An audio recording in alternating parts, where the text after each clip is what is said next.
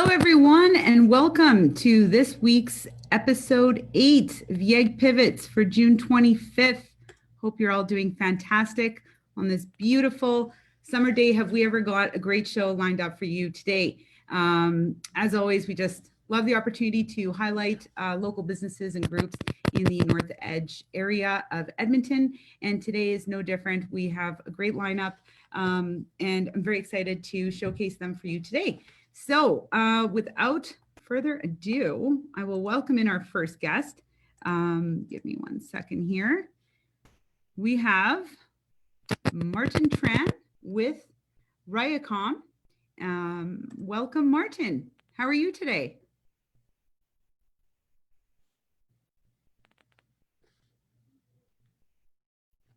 We'll just give Martin a second to connect.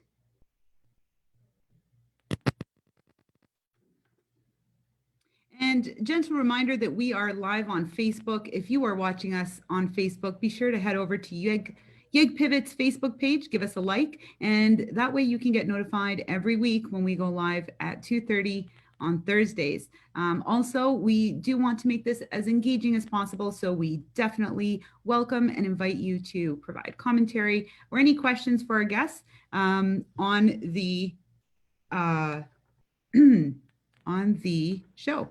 Now, I have just got my first comment that my background is backwards. That's odd. Let's try that. Hopefully that's better. Let me know if that's better, Sammy. Production team, always on point. Thank you for watching that stuff. Martin, we can hear you. I can't see you yet. So please let me know if we can get that. I actually don't have a camera for my phone. What? On my computer. No, Martin, Yeah, no. come on, buddy. It was a video interview. Hey, video. You want to I use can turn on my phone if you want. Yeah, do it on your phone. We want to see your face. I mean, the whole point of the show. Oh no. So we can get to know people, and you don't want someone getting sick of my mug for your whole interview. So Yeah, no worries. no, Give me no 2 worries. seconds here. Let me try to download Zoom here. Absolutely. Thanks, Martin. And thanks for, rolling with it on the fly. For those that subscribe to such things, gentle reminder, we are in the midst of a Mercury retrograde. Now, for many and most, perhaps it's complete balderdash, but those who work in communications, technology, or travel might find it interesting because it is rumored to be the equivalent of a full moon type scenario for the duration of a mere 3 weeks that includes travel delays, missed voicemails, failing technology, misconnections, backwards screens, and non-functioning emails. So if you are feeling like you are in a bit of a weird vibe, it might be Mercury, it might not, I don't know. Something to consider while we're waiting for Martin to download Zoom and join us on his phone so we can have him, via video. I think that really will add to it, Martin. And you're worth the wait, my friend. We will wait. Let's try to get this going here. No pressure. You know what? While you sort that out, I'm going to go ahead. We'll just we're going to pivot. We'll pivot over to our next guest, Rene Rodrigue from McBain, and then that takes the pressure off of you, Martin. How about that? Yes, that's a good idea. Okay, let's go ahead. Switch over there. We're going to go ahead and welcome Rene Rodrigue with McBain Camera. Rene, welcome. How are you today? Going here. No pressure. You know what? While you sort that out, I'm going to go ahead. We'll just we're going to pivot. We'll pivot over to our next. Rene. Hey, how's it going? Are you watching us? That's so funny. I could hear, I was like, wait, who's he talking to? That sounds like me. There's a delay. Oh, yeah. And I don't know if you caught the whole bit about there being a rumors about some Mercury retrograde nonsense, but it's these moments that really make us wonder, don't they? How are you today? I'm doing well. How are you? Excellent. Thank you. And welcome to the show. Thank you so much for joining us. Thank you. So Rene, you are with a very well-known shop here in the North Edge, McBain camera. Is that correct? That is correct, yes. Now, I may have been creeping you online and have seen on your profile, what is this? You guys have been around since 1949? That'd be correct, yeah. 71 years. Sorry for the ignorance, but like. Oh, yeah, yeah. Wow. I mean, cameras have been around for almost a couple centuries now, so yeah. That's awesome. So, okay, what we like to do on the show is hear a little bit about your history with your company, kind of what your role is there, what it was like getting into business in the first place, a little kind of the, paint that picture, and then we'll dive into how this year has gone, because it's not a problem. A whole other story, right? So go ahead. Okay, so McBain obviously has been around for a very long time. Actually, Ross McBain, our founder, was actually one of the founding members of Edmonton's Chamber of Commerce. So way back in the day. Cool. So at present, we have 7 locations. I've been with the company for 20 years. Previous to last year, I was a store manager for 15 years. I've only been in the role of GM now for actually a year yesterday. So, congratulations. Oh, thank you. Yeah. That's awesome. Part of that was due to we changed ownership. The McBain family felt it was time to maybe step back, enjoy retirement, that sort of thing. So we've been purchased by London Drugs. Oh. Actually. Yeah. Yeah. Which is, I know it sounds like a bit of a weird fit, but. I know it does a little bit. I'm just kind of like, but that's a good thing for you, right? Like, tell us how that fits into the grand scheme. It is. Actually, their plan for us is actually quite nice. London Drugs has always been very invested in the photo side of things, and they were concerned about basically the health of the independent camera industry or camera retailer industry in Canada. So they felt the need to maybe step in and make sure there's some actual stores around that can serve people's needs without having to go to a one-stop shop, basically. So where we sit in that is, at this point, McBain Camera is trying to be the archetypal independent camera store. We're largely operated hands-off. I am in charge of all the day-to-day operations of McBain Camera, and trying to keep the company and the industry healthy and alive.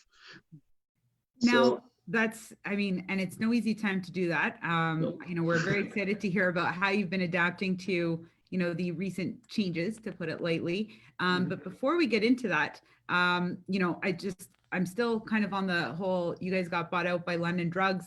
And if I remember correctly, London Drugs is actually a huge supporter of Shop Local, which some people may not realize. But did they not, during, the outset of this, pandemic situation, create space on their shelves of their actual retail stores for locally produced products? Is that not correct? They did indeed. Actually, that was a big push right from on high. Actually, little known fact, London Drugs is actually a family operation. The Louis, this family out of Vancouver, actually has owned London Drugs since before they were London Drugs. They were actually a chain of grocery stores before that. So it's still very much a family corporation, and they're still very invested in local economies wherever they're operating. So they have store shelves available at even now after the lockdown, available for locally produced products. Anybody who wants to deal with them in a one-to-one business relationship, they're still available for that. They've been very supportive about the Canadian economy overall, actually. Well, that is commendable, because this is definitely the time that every little bit of support counts, and especially for the smaller businesses. So I admire that, and I think it was worth mentioning. And I also had no idea that London Drugs was family owned. So in a sense, they are maybe not the smallest business, but certainly family run makes a difference. I mean, it's still people, right, of members of our community. So yeah, and that's now yeah, so go ahead. No, please. No, that's kind of their operating principle, is that it's always about people and stuff and that sort of thing. The reason why they bought us, why they own a few other businesses, it's about creating communities on different businesses and making sure that we're all vibrant.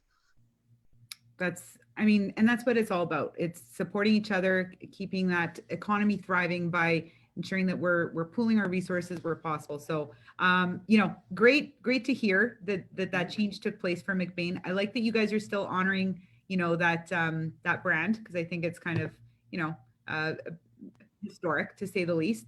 And now tell us, at the outset of this year, what kind of changes took place? I mean, How did it all start? Where did you hear about it? What did you have to implement in terms of changes for your business? Tell us more about that. Okay, so we had a lot of challenges, obviously, like everybody did. We were hit with a double whammy in a certain way, in that the camera retail industry overall has declined by 20 to 30% per year for the past 5 years. So obviously not an amazing time to be in camera retail. And we've been shoring up the gaps in terms of like expenses and all sorts of things, just to make sure that we were, stable prior to COVID-19. COVID-19 did force a situation. Really, where our strength was, because we're a medium-sized business, we have 57 staff normally. Okay. Due to layoffs, we're down to 29 at the moment, which hurts. But because of that size of the business, we really were able to pivot almost on a dime. Two factors that helped us the most actually were web and curbside. We went down to one location, strictly curbside from that one location, our store here on our 7th Avenue, which was in the North Edge Business Association. So that's your last location open right now? We actually opened up all our locations as of mid-May. Okay. But during the lockdown period, we were down to one location, Right. which was interesting just because we had to basically pay the rent on 7 locations based on the Oh my business of one gosh. location. Wow. Yeah, not great. But we did it. We got through. It was a lot of hard work. Curbside helped tremendously.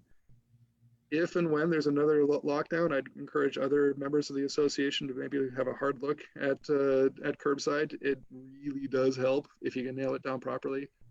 We wound up changing the form of our curbside about 4 times during that period, just trying to roll with the punches as we found, okay, one method wasn't working properly, so we pivoted into another method and then into another method until we finally locked down the right formula for it. You got to be able to gauge day to day what's working and what's not working, like any business and any entrepreneur would do, even when times are okay. It's just more accelerated. Instead of maybe taking a month-long sample on what's working, you take like a day-to-day sample instead.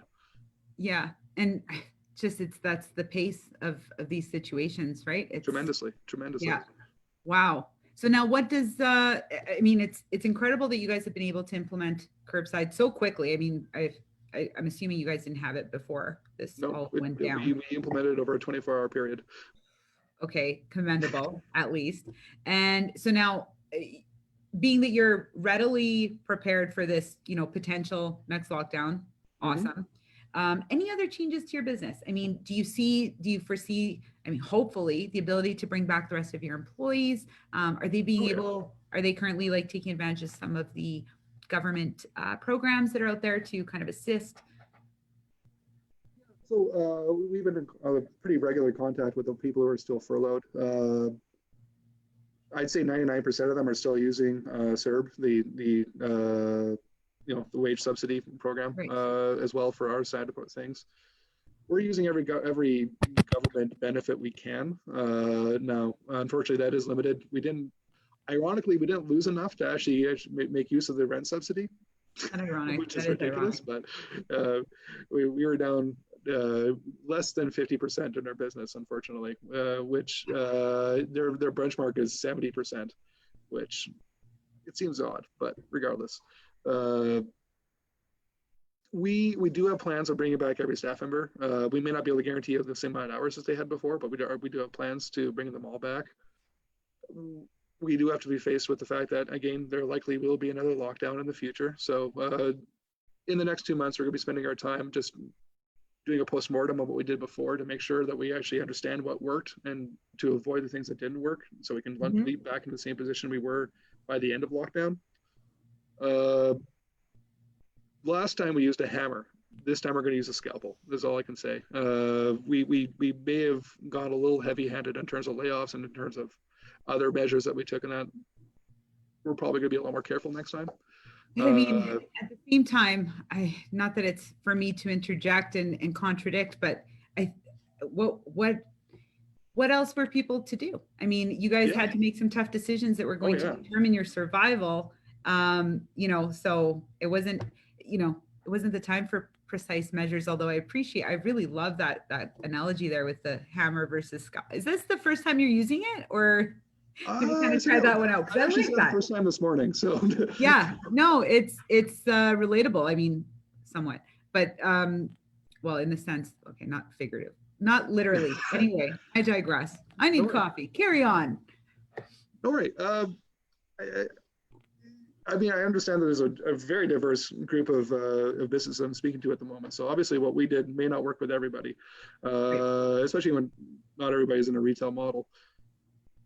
I think the biggest through line between any business that's looking to survive now and the future, there's been no time in business history when building a community around your store is so important. We wouldn't have survived if we didn't have a certain amount of devotees to our business. We wouldn't have survived if we didn't have that customer base already. And you really need to take the time now to affirm your relationship with that business community or with that community of customers that you have.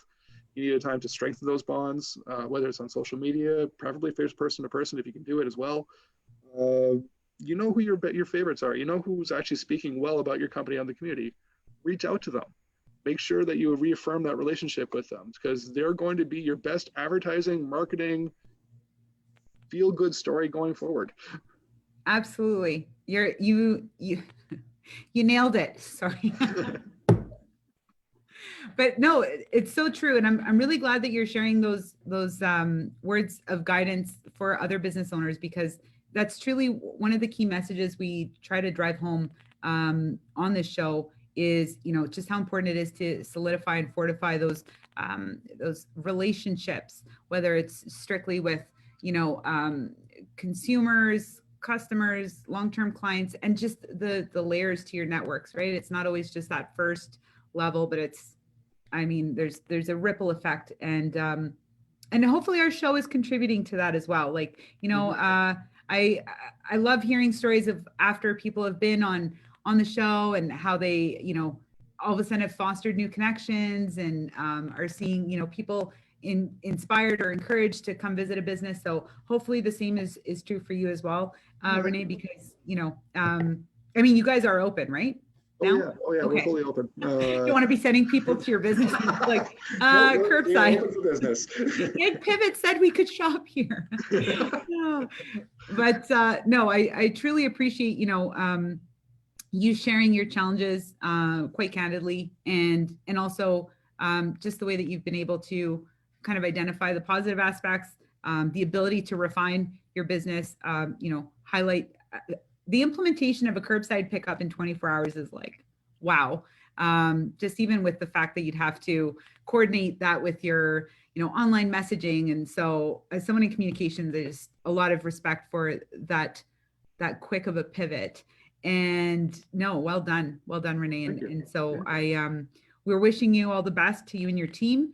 And I'm going to go ahead and welcome our next guest here. But what I'd like to do is invite you to stick around, and we're going to do a little group chat at the end, just kind of, shoot the breeze and get a group photo. So I will go ahead, and I'm just going to check the waiting room here. But thank you again, and for your patience as we roll the punches on this show. I love it. Give me a second here.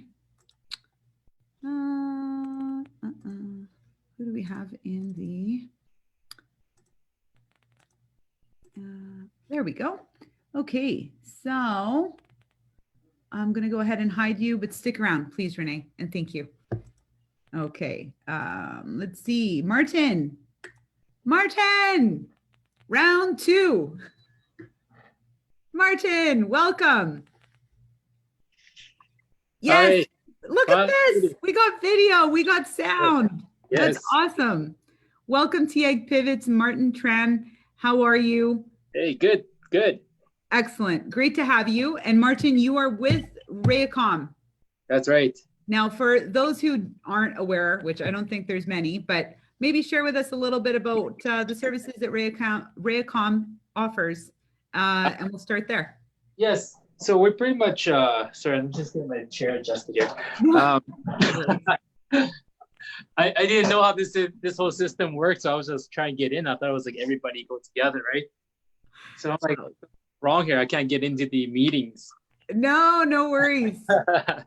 Well, pretty much what Rayacom does is we're like a marketing company, and we do online stuff. We do graphic design, printing, commercial printing, like big magazines, stickers, business card. So we do lots for the local small businesses and large corporate ones as well. We have about 14 locations across Canada. So that's our main. Wow. Yeah, we have quite a bit of location there. It started out with corporate, and then we decided to branch off to be a franchise. Okay. Our Eastern Canada ones are franchises. Awesome. And we have shops in Saskatoon, Regina, Red Deer, just you name it, the big metropolitan cities. That's good. Yeah, we started in 2003, I believe. That was going to be my next question. Okay, so you guys have been around for a while. Yeah.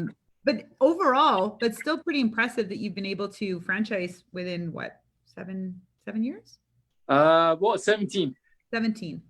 Yes. I'm not here for math. Okay.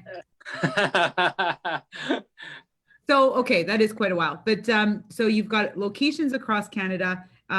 They're all franchises then, and you have like a corporate, like a flagship kind of corporate store? Well, we have Alberta, Edmonton here. This is our corporate division. Okay. It's our corporate division, and we have like bigger shops in Vancouver as well. So we pretty much have like a big hub and spoke model, like one in Alberta and one in British Columbia, which is Vancouver. Nice. And we're planning for one in Toronto, but we're more focused on the West Coast right now. Now, why is that? Is there a reason, or? Yeah, it's because we're in this, like our head office in Alberta, right? So this is where we kind of originated and started. Right. And so, and they're in printing and in printing, the digital printing, commercial printing. There's not a lot out in the West Coast, like that do what we do, and there's a lot more in Toronto and Montreal and the east side of things, right? So we just want to continue growing the west side of Canada and eventually, purchase someone else out in Toronto or get purchased out or something like that, like a merger or something. Makes sense. So now with so many locations, because I'm guessing there is somewhat of an oversight from the corporate to the franchisees, making sure there's like standards that are being adhered to and proper, brand protocol. So you've got all these moving parts, 17 years of experience, but now, Corona, what happened this year? How did it impact your business? When did you first hear about it? And what were the subsequent events impacting your business? Tell us a little bit about that. Well, I kind of remember this because it's, my brother, he's also a partner of Rayacom. His name's Austin. His birthday, it's on St. Patrick's Day. And it just came like, we were going to celebrate his birthday in Vancouver. And then all of a sudden, they have this lockdown. I think during that time, was it March 15th, March 17th? That was the initial start point of the coronavirus. Like you hear the news, and this was the time that it kind of ring a bell in our head, right? Because it's my brother's birthday. I'm like, oh, I can't even go to Vancouver to visit him because we're like locked down and everything, start moving so fast, right? Did it impact our company? Yes, it did. Like quite big. In December, because we had a good strong half month of December or March, the other half almost like nothing. And so we averaged we had I would say 50 to 60% decrease in sales. Oh, yeah. For March and for April, it's horrible. It was really tough. It's just everything stopped, right? Because we target small businesses, right? And if small businesses are forced to shut down, they don't need anything. Right. Well, and the uncertainty that was floating around at that time, right? Yeah. So we got hit really hard in March, April for sure as well. We see a little sign of growth in May. And June, it's better. It slowly increased. Sorry, just someone called into the phone, so I had to shut it off. Get him on the show. In June it increased, but we have reduced our forecast. our budgets, our forecasts, just sales number has been significantly reduced. We're talking about like 40 to 50% decrease. That's harsh. Yeah, That's yeah. brutal. And Yeah. I don't know if you heard the interview we just had with Rene, but he was mentioning that, in order to qualify for some supports, one of the challenges was they actually had to be reporting, a 70% loss. So I'm sure many businesses are kind of struggling in this area where they haven't lost enough to be able to take advantage. I mean, it sounds ridiculous, but I mean. Yeah, the 70% loss, I don't know what program that was, but, we qualified for wage subsidy, which really helped us. Oh, good. So I think with wage subsidy, I don't believe you need that much, like 70% of a loss. But, my accountant handles it. But, wage subsidy was a really good one. We already know I can't do numbers, so yeah, don't ask me. So I'm just throwing all the weird numbers at you. Yeah. But so that's good. So you were able to qualify for some for that wage subsidy program. Yes. That must have been tremendous help when we kind of take a step back and look at the scale of your business. You're essentially, more or less coast to coast. You said 11 locations? It's 14. 14. Yeah, 14 locations. Numbers. The number.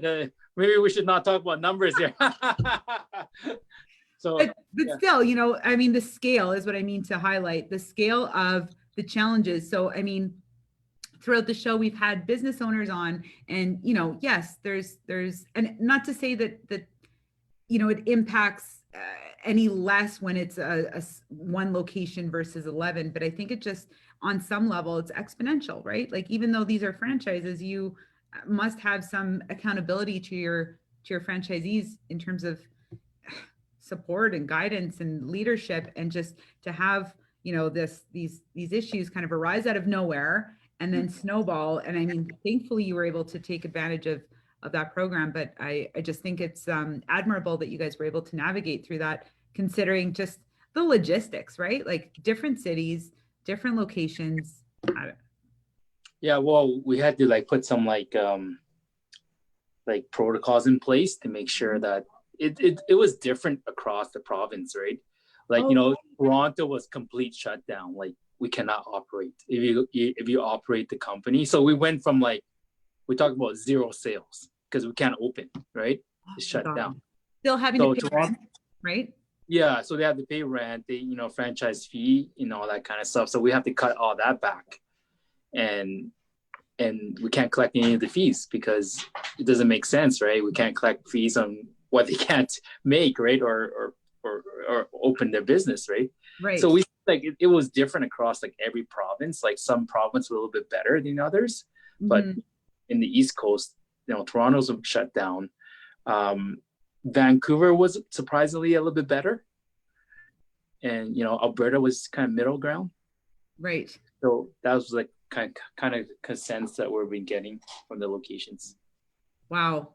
And so now tell me, what does the outlook? What's it shaping up to be? Is there, we're hearing rumors of a potential second wave. Do you have some procedures in place to kind of mitigate further losses? Are there any things that you've now implemented that you'll be continuing on with?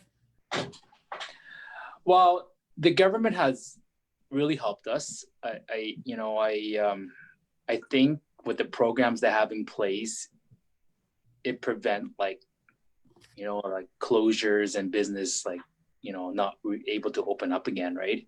Mm-hmm.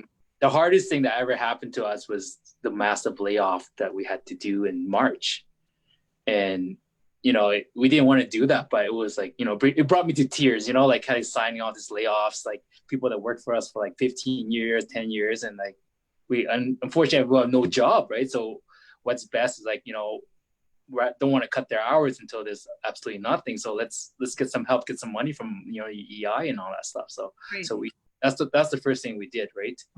We had to lay off a bunch of people. So what's the forecast? I'm hoping the second wave doesn't come back, because we have hired some people back already, and to utilize just organizing the company and to make it more more better for the future, right? And that's some of the stuff that we're kind of like implementing in place. Is like we don't expect it to be back to pre-COVID level yet, not until next year. Yeah. But if we get the second wave, then it might be back. I don't think it's gonna be bad as March, but it's probably gonna be the April, May time, right? Mhm. Yeah. It fell really fast, but the crawl back is a little bit slower now. It's not as fast. It's true. People are more cautious, and there's like too many safety protocols that we put in place just to produce items and stuff like that, right? Absolutely. And speaking of such protocols, did you need to implement or found kind of, obviously there's many guidelines that need to be adhered to, but any challenges sourcing, masks for employees or hand sanitizer or anything in that regard, or two-part question, Martin. Can you get branded hand sanitizer? Like, let's plug Rayacom. Like, what can you print on masks? We're actually working with a distributor right now that we're getting like eco-friendly, environment-friendly, hand sanitizer, like liquid. Nice. And the stands as well. And yes, we print labels, then we could like relabel them because it's made in Canada, right? Awesome. So a lot of the stuff, like a lot of people are like, fulfillment is tough to get. And if you're thinking of like ordering stuff from China or across, overseas, it's not a good idea now because of want to keep a local kind of sense, right? So we are getting a lot of stuff that are like local product. We teamed up with a company that's actually shipped a bunch of machines to make masks, like these face shield, face masks and stuff like that. So we're producing them in Canada, like in Edmonton, which is pretty awesome. crazy. Yes. Right on. So is it hard to get them? Initially, yes. March, April was really tough. May was also really tough, but I think the supply is coming. And the shelving are slowly getting like stacked, with products. You could probably see them in your local grocery stores as well, right? Yeah. Oh, definitely. Yeah. So it's not as hard, but it was very hard. But I think the essential stuff like masks and hand sanitizer will be ongoing forever, kind of thing, until this pandemic is over. So stock up still. Well, and I love the fact that that you guys are a source if someone wanted to customize any, I love that they can shop local, get some of that PPE while still supporting a local business. So I thank you for reminding everyone to think twice about, ordering from overseas. No offense to people overseas, but this is a time for us to rally behind locally produced products and really keep those dollars in our community. Now more than ever, right? So yes. That's why we keep we even make like face masks that you can put your logo on, which is kind of cute. So like lots of the like corporate companies like like Volvo or like like Porsche or whatever, they'll make a couple of logo masks with their logo on it, and we just do it in-house here. We print them, the deco, and then we kind of iron them on. That's cool. It's really cool. Yes. Yeah, there's a lot of different designs out there. I'm gonna have to circle back with you offline, but I want to get one that looks like an animal mouth, like just something. Well, we currently, what we do is that we currently keep them like pretty simple, like your blacks, your whites, and your grays, and then you custom put your logo on the mask. Just kind of keep it clean kind of type. Right. So we can put a north edge, the north edge like on the side or something. So I think that'd be great. And then so for anyone looking for an innovative, promotional product, I mean, if we're talking about like in the previous interview, we talked about fortifying relationships. Well, now Martin can go ahead and help you kind of have an introductory piece to those follow-up calls with customized branded masks, and you're also supporting a local business. And I think that's all fantastic. Now, Martin, before we bring on our next guest, did you want to maybe share, and this is tricky because we have some guests that kind of shy away from wanting to dispense advice when really we all have our struggles and nobody, a guru on business ownership. But that being said, we've all kind of gone through our struggles. And so I like to ask guests on the show to maybe share some, just inspirational words for people thinking about starting a business, or those that may be struggling, any sort of advice or just final words before we move on to the next guest that you'd like to share with our viewers. Okay. If someone's wanting to start a business now, I think it's the right time, like, to start something, but keep it safe, keep it keep the budget in place, making sure that if you have a great idea, then this is the time to launch these ideas, right? Because a lot of businesses are kind of hesitant to start because of this pandemic, and this is where you could utilize the opportunity, right? Like if you're out there, I'm hiring sales rep to go on doors and calls and all that stuff to try to drive up more businesses that other print company decided not to open, right, because of the pandemic. Right. So I think it's a good time to start. Your cost would be much less because of less demand for it, right? Right. But make sure you keep your budget in line, and utilize what the grants and what government has to offer to. I think that's a big saver for sure. This never happens before, but now they give you loans and they give you a whole bunch of things to play with, right? And this is the time to utilize it before it runs out. Absolutely. Yep. Yeah. Well, So there you have it. Keep it within budget for sure. Awesome. So stay within budget and take advantage of all the kind of boosting benefits that these mechanisms in place to support and stimulate businesses and economic growth. Yes, and make sure you have to make sure you have all your PPE in place and keep it safe, because once the client sees that your place is safe, they feel comfortable, right? Fair point. Absolutely. Yeah, that's very important. Well, definitely. Well, thank you, Martin. I can't thank you enough, especially when we kind of find out the scope of all the different pieces and moving parts that you're managing. We're honored and thankful that you could make time to be on our humble little show. And thank you again. We're going to go ahead and welcome our next guest. I'll ask you to stick around in the waiting room, and we'll do a little huddle, little group chat at the end, and group photo. But thank you again, Martin Tran with Rayacom. Again, folks, you can shop local, support local. Go see Martin for some masks, and remember, they can be branded. So thank you, Martin. I'm going to stick you in the room now. No problem. Kick me back up. Give me 1 second here. All right. So that was Martin. And now our next guest, super excited to welcome. What? Oh, she's not here yet. Okay.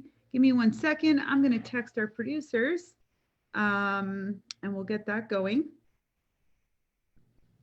1 second. Hello, producers. This is me just wondering where our next guest is, please. And before we welcome our next guest, just a reminder that in other news today, canned meat is booming. So due to tough economic times, the sales have spiked for canned meat. So go spam. And I just thought that was a fun fact to share for those who might be interested in seeing what is trending in sales. Moving on here, we have a comment from the audience. Leah Niniowski shares she loves how creative small businesses have become. So thank you, Leah. Definitely, we echo those sentiments. And again, this is essentially why we're doing this, is to be able to showcase how people have been innovative during these times, how businesses are staying afloat, surviving, and even some are thriving. And there's definitely no shortage of challenges for these business owners, and yet they've been able to adapt and overcome. And so for those watching, hopefully you can take some inspiration, advice, and guidance. And that's what we hope to achieve when we put on these episodes, right? Share some value with our audience. If you're watching today, we invite you to share the video of this episode with your network. Start a watch party. Put in your calendar for every Thursday at 2:30 p.m. Mountain Standard Time, and be sure to comment on the video. We will take comments from those watching, so thank you for all your support. I now have our next guest joining us. Give me 1 second. There it is. So I'd like to go ahead and welcome Jeanne Lehman from Canadian Black Women in Action. Jeanne, thank you so much for joining us. How are you? I'm good. Wonderful. Just need you to move the camera. There we go. Now, Yeah. Wow, that looks awesome. You look great, lady. How are you today? I'm good. I'm good. So, Jeanne, you're with Canadian Black Women in Action, and you are a busy group. My goodness, you are helping Black women, Black girls in business find leadership training opportunities. You've got a full calendar of seminars, so much to talk about. Tell us a little bit about the history of your organization, your not-for-profit, and then we'll go from there. And by the way, thank you for joining us. Thank you for having me. So I'm Jeanne Lehman, and so the founder and executive director of BCW, Black Canadian Women in Action. The history of this organization, we just found that, here in Edmonton and even in the West End, because Alberta has the more largest population of Black immigrants than, in the West End. So we didn't have this type of organization with Black women and girls. But the need was there because women wanted to have a place where they can sometimes meet and try to talk about all their challenge, how to solve them, how to have problem, how to solve a problem and have solutions, and the same for the girls. So, but they didn't have any place where they can maybe meet. And then we started like this, and I was just thinking, how can we try to have these women maybe just to, sometimes to talk about the struggle and about how we can do to fix things. Then when we launched that, we found that the girls also had some need. So for the women, for instance, we have many programs, but we focus on like Black women in business. Why? Because we did a survey and even a need assessment, and we asked the women if they were satisfied with their job, and they say, most of them, 90% say no. Then we ask them, what do you want to do? Why? And a lot of them say, oh, you know what? I would like to do business. And then thinking about that, I know that back maybe in Africa, women do business all the time. So then I was thinking, but how come when they're here, they don't continue to do their business if it's what they like to do? Then we found that maybe because they don't know how to navigate the system, they don't know how it works, they think that is not easy. Sometimes you have like barrier of language. Like myself, I'm a French francophone, so French speaker. So sometimes, some people are a little bit shy, to like me, to talk with this broken English. No, I'm shy to talk in French. Okay? Yeah. Ne pas très bien. No. C'est très bien, très bien. Vous parlez très bien. J'aime le français. It is Canada, though. I'm surprised. I feel like more people should speak French. It is one of our languages, right? For me, it's just say, we don't maybe, when you live somewhere, you don't even see how you're lucky being here in Canada, because we are in a country where when you go somewhere, you speak English, French, this, you don't see that. And this, we have it. And sometimes we don't just appreciate it. So, but me, so I'm trying. I'm not in French. I'm very fluent. In English, I'm trying. But as long as someone can understand what I'm saying, that's good. So this is how we went to launch this BCW. Then we launched also this a program for young girls. And then we have like, I can give you detail of the program we have. So yeah, so women in business, this is something that we start doing like networking mixer. So networking mixer, we take women who are already well established in business and some women who want to start sometime. So they come together, or encourage them, try to give them good practice and all that, just have some discussion. And this is not just a close, so BCW is not an organization that is just closed. So it depends where we can find some resources. We are partnering with like Alberta Women Entrepreneur. We are trying to have some connection. Yeah, because this also is why made us, have this organization. We talked about diversity and inclusion. So diversity and inclusion, but we found that how we are living here, usually the diversity is there, but not the inclusion, because each community is living just by itself.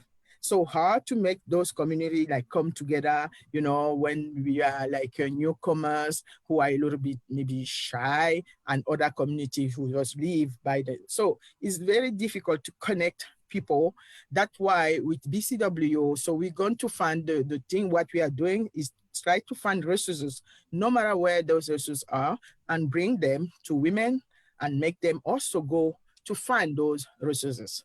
But the main thing is that we want to be where decisions are made. So make decision and take action. That's awesome. I love that.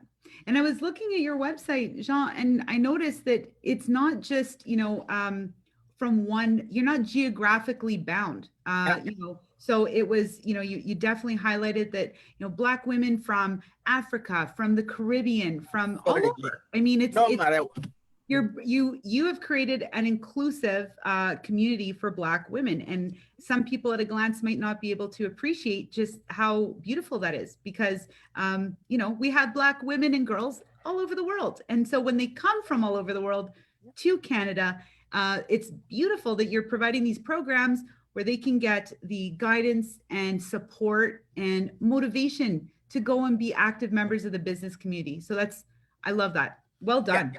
Yeah. And you know what? It's very important to highlight that, because usually people think Black like monolithic, just is Black, but we have diverse Black community. And so that's why it's very important the good thing with this is all Black women. So no matter where they come from Canada, because you have Black Canadian who were born here, who are, in the US, the Europe, and, from Africa, from the Caribbean. And this, even the board, Black BCW board is made like that. So we have all those women coming together. And that's why it makes us be that, you see very dynamic, and it's just, when this talk about diversity, for me, I found that is more something that can enrich us instead of what people think. Usually people are shy, they think that maybe they will come and change us, but no, try to be open and see what you can get by having other people coming. Sometimes they come with new ideas, and they, just come to nurture what you have and to make it bigger again. Yeah, someone said to me one day, when you make people shine, and then you will shine more. So this is what I say. Yeah. This is what you're doing. And look how bright you're shining today. So tell us about, you have like, I was creeping everyone's Facebook and website. So I was very excited to see, like, you have an active curriculum, like all these seminars. And so tell us, for those watching, what kinds of programs are coming up. I think you had one starting tomorrow and some other ones on the calendar. So tell us a little bit about those programs. What does it look like for anyone that wants to get involved or support what you're doing here? Because I think it's fantastic. You say that this is very important. So what we do when the COVID came, we were the Black community was hit the hardest with the COVID-19 because as our economy was already fragile, usually men they go to work and FOMAC and all that, and then they had already, some of them were laid off. And then the COVID came. So we have families who are, they just don't know. Those who started like business, usually in our community is more startup or informal business. So it was very, very devastating for them. So we started working on COVID. We have Anesu Buyu, who is our the lead of the COVID-19, BCW COVID-19 strategy. She put this strategy on place. So we are trying to trying to encourage these women and even men came to us because, you know, they didn't have any organization here supporting like men in business. So we have this COVID-19 strategy led by Anisu. And then, so we have workshop about just how to launch, how to relaunch your activity. We have Kim Ann Wilson, who is, she did some workshop webinar on marketing. So people like that because these are services, you have to go and have them somewhere, they will be paying. But given the time that is now, they don't have the means to do that. So we try to see how we can help our communities. So the webinar you're talking about, we have another one. This one will be about so a nurse perspective, because we have also mental health, and that goes with this COVID. Because what we are talking now about the COVID, maybe it may be a little bit behind us, even if it's not totally. Or they are launching a lot of measure, economic and all that. But the thing is, we were very affected also mentally, you know, emotionally and mentally, because this we never see that. So people were just by themselves and all that. And we have to try to understand and try to see how, which impact this pandemic had in our community, in all of us. I mean, for now, maybe we cannot see that. And we are focusing on economic, what is good. We have to, you know, relaunch our economy, but we have also to take care of our mental health. So this is what we are trying to do with this workshop that are coming with very little, unfortunately, resources, financial resources. Well, so, yeah. Sorry, go ahead, Jeanne. So BCW, what makes BCW, you know, like right now is I cannot just, this morning I had like 2 organizations asking to partner with us. You have people who are asking, how can we help? This is just women who feel that all women who are with BCW, for them, is not just joining an organization, it's more about the cause, because they see that, you know, we have problem in the community, and we don't want again to hurt people talking about us just about, oh, you know, they have problem, we can help them to fix that. And no, we want to be where decisions are made. We know that we have some problem, but we know that we have also a lot of resources. So you have women who are very highly qualified, who can be used for a lot of things to help others. So this is what we are trying. So I never say to a Black woman here in Edmonton, in Alberta, I say, okay, can you give me a hand? All of them always, okay, I'll be there. And they will come and they will help. What is very beautiful. That is beautiful. And all I'm hearing is that you're not existing to identify problems. You are working diligently to provide solutions. And I just love that. I love how it just makes sense. And so for those watching, please go check out Canadian Black Women in Action. So that's cbwinaction.com. Yeah. Okay. .ca. www. And so that BCW in action. Okay. .ca. Options to become a member. It's very nominal. So I love that too, because it's extremely accessible. So, you know, they have events going on regularly. I think Jeanne just mentioned one of them, and, you know, it's talking about how to not just relaunch your business, but also relaunch your life after COVID. Certainly. And, yeah. So that's awesome material and very accessible. So please go check it out.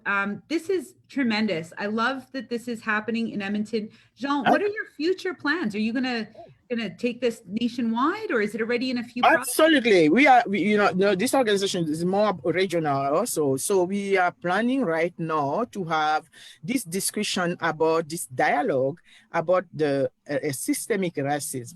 I know it's going on, if everyone is talking about, but for us, what we want, because for us, I think it's not more than complaining or anything, it's more come together, see what are our challenge, what, the discuss about this, and then also find some solutions. And then, see how decision maker can take what we will propose to them, to do something with that. So this will be like a regional meeting with one women representing Saskatchewan, Manitoba, British Columbia, and here in Alberta. So we will have that discussion, and then we will go from there. Then we have also a program for, like right now, our program for young girls. This is a Black Girls Corner, age 12 to 15, run by a very talented and good lady. So Hope, her name is Hope, a beautiful name. And so we have this Black Girls Corner right now. What we are trying to do with these girls, 12 to 15. So we want to show them that you belong to this city. You're from here. So, you should just act that way. So they are going sometime field trip, see what is in the city, try to be together, and then, enjoy. That is so awesome. So really just, finding ways to really make it feel like home, not just call it home, not lip service, but really learn where is it that you're calling home, and kind of that's awesome. Now, for those watching that might want to get involved, do you have volunteer opportunities? Where would you recommend they go? Should they call you, email you?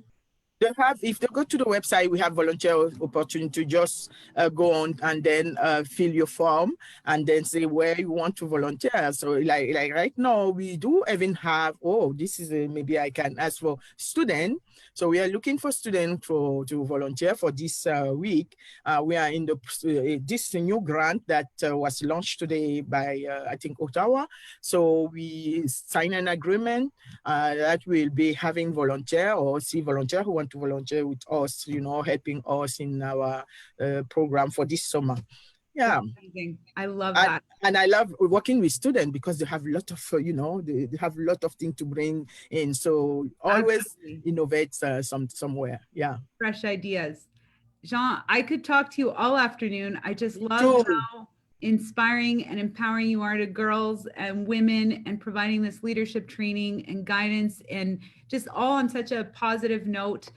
This is exactly the kind of stuff we love to have on the show, those feel-good stories. And again, very proud of the fact that this is, seeded and started, and who knows where it'll grow, but this is hometown innovation, and on a very important social matter, in the sense that, I love that. So from the bottom of my heart, or mon cours, merci beaucoup. And I'm going to go ahead and welcome back our other guests. We're going to do a little group chat before we wrap up the show. And we'll be posting the information about Canadian Black women in action. So stay tuned to our YEG Pivots Facebook page for that information, along with all our other guests. And on that note, I'm going to go ahead and welcome in Martin and Rene. Give me 1 second here. But thank you again, Jeanne. That was amazing. It's just so happy you could join us. And I look forward to meeting every guest in real life. I really just wanted to say that. Let me just go ahead and welcome them in here. But just great. Thank you so much. Oh, did we lose Martin? Hold on. I'm going to bring Martin back. Or no, that's McBain. And where is Martin? We lost Martin for the group shot. Oh, Martin. All right. Well, I'm not sure if you two have met, but Rene, this is Jeanne, Rene, you guys are neighbors. We're all part of the North Edge. So I hope you got a chance to watch each other's interviews, and I'm glad that we all got a chance to connect. I'm really sad that Martin is not on here. Martin, if you're watching, I'm going to give you 30 seconds because you do not want to miss the group shot, man. That's the promo piece right there. So get back on here. Producers, if you're hearing me, get Martin back in the room.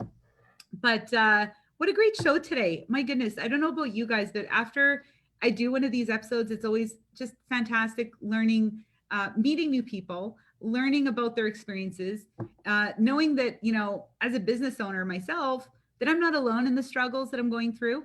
And then, coming across organizations that are just doing so much to empower that next generation and really, equip women and girls with the tools they need to be leaders in business. I love that. I love it. So just warm fuzzies all around. I don't see Martin coming in. So let's go ahead and just all smile for the camera. And then we'll use that for our group shot. Folks, thank you so much. I really appreciate it. I don't know if you guys, I talk so much. If you guys want to talk, feel free. This is the time to do it. And then I'm going to wrap it up in about 2 minutes, but go ahead. John, No, you go. You go. You go because I just joined the meeting. I just you Okay. go. No, We're all I was gonna going to go say, John, I got to commend you on your organization. It sounds fantastic. I think I need to look into that. I might. We've been looking at ways to provide opportunities to people of color in general, and particularly women as well. So I might look into your organization. Maybe we can do some work together or something. So if you're okay with that.